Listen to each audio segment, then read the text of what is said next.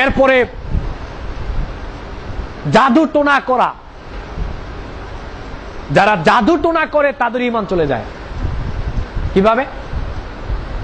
এই চিন্তা ভাবনা করে, বিশ্বাস করে যে স্বামী স্ত্রীর মধ্যে ফাটল সৃষ্টি করে দিব, সংসারটা ভেঙে দিব, জাদু টোনা করে ঈমান চলে যাবে।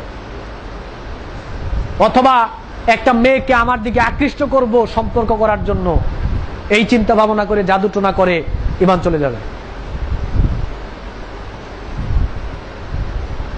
সূরা বাকারার 102 নং আয়াতে আল্লাহ বলেছেন, ওয়ালাকাদ আলিমু মান ইশতারা মা লাহু ফিল আখিরাতি মিন খালাক। যে ব্যক্তি জাদু টোনার পদ্ধতি অবলম্বন করে, সূরা বাকারার 102 নং আয়াতে আল্লাহ বলেছেন, যে ব্যক্তি জাদু টোনার পদ্ধতি অবলম্বন করে পরকালে তাদের জন্য কোনো অংশ নাই। অংশ নাই মানে জান্নাতে তাদের জন্য কোনো অংশ নাই, তবে হ্যাঁ জাহান্নামে আছে। আবু মুসা আশআরী রাদিয়াল্লাহু তাআলা আনহু থেকে বর্ণিত, আবু মুসা আশআরী রাদিয়াল্লাহু তাআলা আনহু থেকে বর্ণিত, মুসনাদ আহমদে এসেছে, হাদিসটি সহিহ। রাসূল সাল্লাল্লাহু আলাইহি সাল্লাম বলেছেন, সালাসাতুন লা তাদখুলুল জান্নাহ, তিন শ্রেণীর মানুষ জান্নাতে যাবে না। এর মধ্যে একটা হলো মুদমিনুল খামর ওয়া কাতিউর রাহিম ওয়া মুসাদ্দিকু বিস সাহরি। যে ব্যক্তি সর্বদা মদ পান করে সে জান্নাতে যাবে না। যে ব্যক্তি আত্মীয়তার সম্পর্ক ছিন্ন করে সে ব্যক্তি জান্নাতে যাবে না। যেই ব্যক্তি জাদু টোনার পদ্ধতি অবলম্বন করে সেও জান্নাতে যাবে না, এবং যেই ব্যক্তি জাদু টোনাকে বিশ্বাস করে সেও জান্নাতে যাবে না। জাদু টোনার পদ্ধতি অবলম্বন করলেও সে জান্নাতে যাবে না, এবং জাদু টোনাকে যদি সে বিশ্বাস করে তাহলে সেও জান্নাতে যাবে না।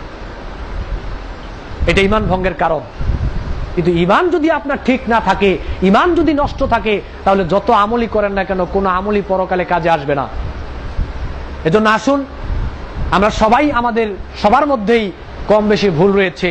আমরা যদি এই সমস্ত কারণগুলোর মধ্যে কেউ লিপ্ত হয়ে থাকি, তাহলে আল্লাহর কাছে বলবো, আল্লাহ আমরা পিছনে জানি নাই, ভুল করেছি, আমাদেরকে আল্লাহ ক্ষমা করে দেন, ভবিষ্যৎ জীবনে আর এই কাজগুলো করব না।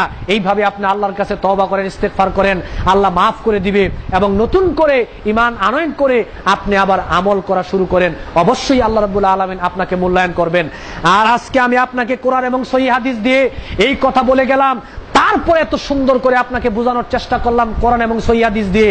মসজিদ থেকে বের হয়ে যাওয়ার পরে, খুতবা শোনার পরে গোটা পৃথিবীতে যত মানুষ এই বক্তব্য শুনবে, এই বক্তব্য শোনার পরেও যদি, বুঝে শুনে বুঝানোর পরেও যদি এই কাজগুলোতে আবার কেউ লিপ্ত হয়, তাহলে তার ঈমান টিকবে না, কোনো আমল গ্রহণ করা হবে না।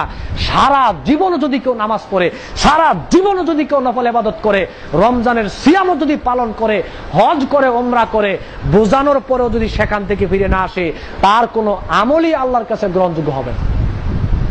সর্বশেষ একটা উদাহরণ দিয়ে